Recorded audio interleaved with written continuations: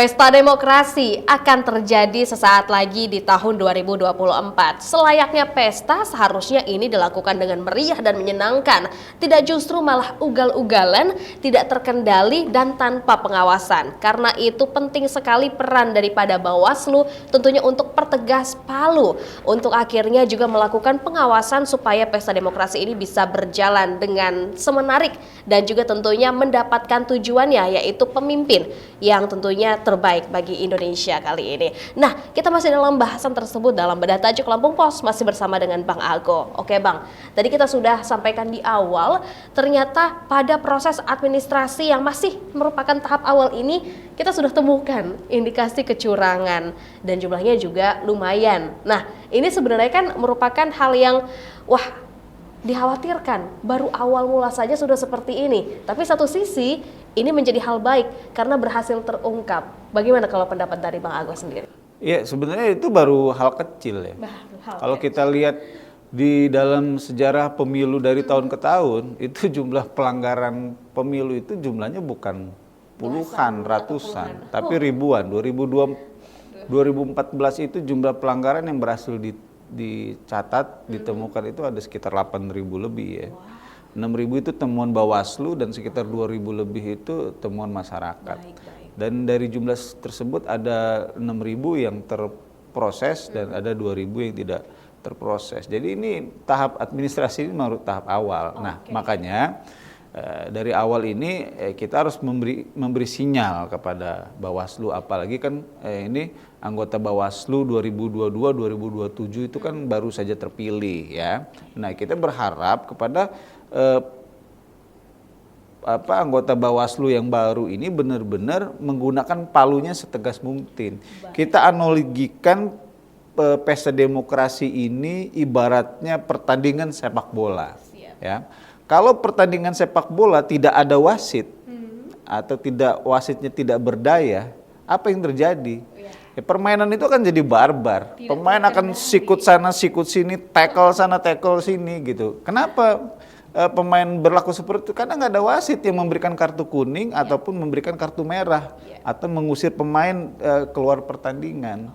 Nah, inilah tujuan keberadaan dari Bawaslu ya. Esensi awal dari keberadaan Bawaslu untuk apa? Untuk menjaga pertandingan kontestasi politik itu pertama apa? Sportif, fair ya.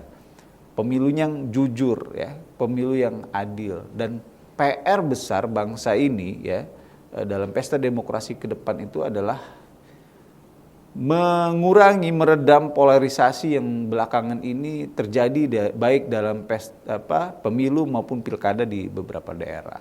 Terus banjir black campaign ya. Yang ketiga adalah berita-berita hoax yang mungkin tendensi sara yang meresahkan. Nah, ini adalah tantangan-tantangan berat yang akan dihadapi oleh Bawaslu di pemilu 2024 nanti. Betul, apalagi kita di era digital, tentunya dengan keberadaan media massa, media sosial dimanapun di masyarakat tentunya mudah untuk menekan jarinya untuk memberikan informasi atau komentar-komentarnya. Tentunya hal ini juga patut untuk diantisipasi oleh para Bawaslu. Betul, kalau Bawaslu hanya menjadi, mohon maaf ya, macan ompong atau ya macan kertas istilahnya ya. Kita bisa bayangkan lah pemilu ke depan 2024 di era disrupsi, di era digitalisasi, di mana orang mungkin sudah banyak berkampanye di ranah digital. Itu kalau tidak ada ketegasan ya seperti yang saya katakan di awal tadi, ya bisa jadi barbar gitu. Pelanggaran terjadi di sana sini ya. Para peserta pemilu ya dengan seperti Arin bilang, ugal-ugalan, langgar sana, langgar sini. Nah, ini yang kita tidak inginkan.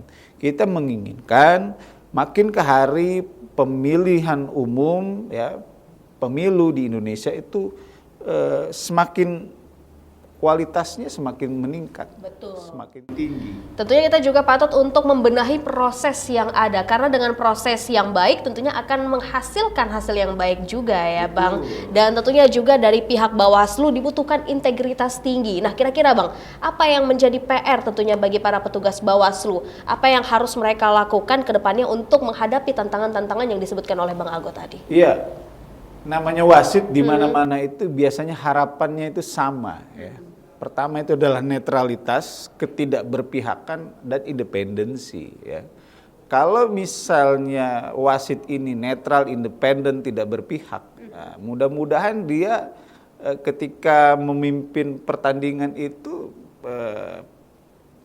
pemain respect gitu ya. Tetapi kalau misalnya anggota Bawaslu-nya atau Bawaslu sudah dianggap itu tidak independen ya, mendukung salah satu calon tertentu, partai politik tertentu gitu, atau tidak berintegritas ya, dia sendiri akan kesulitan untuk menegakkan aturan.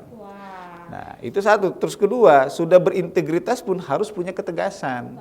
Kalau dia sudah independen, ya kan, tidak memihak, punya integritas, tetapi dia tidak tegas, lagi-lagi akan menjadi percuma. Jadi ini satu paket. Satu paket. Tentunya upaya ini tidak hanya dilakukan oleh para Bawaslu saja, tetapi kita butuhkan juga ekosistem yang saling mendukung satu sama lain supaya tentunya pesta demokrasi ini bisa berlanjut dengan baik. Nah, kira-kira seperti apa peran yang harus kita lakukan sebagai masyarakat Indonesia yang tentunya untuk mendukung pesta demokrasi ini, Bang?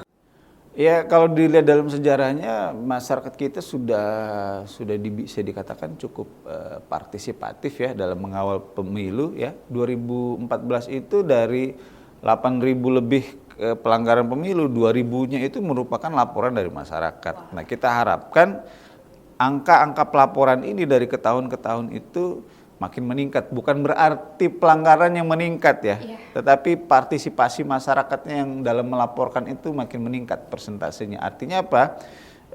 Semua orang akan sadar bahwa pesta demokrasi itu ada wasitnya, Bawaslu, tetapi ada wasit di luar lapangan ya, masyarakat, aparat penegak hukum dan lain sebagainya.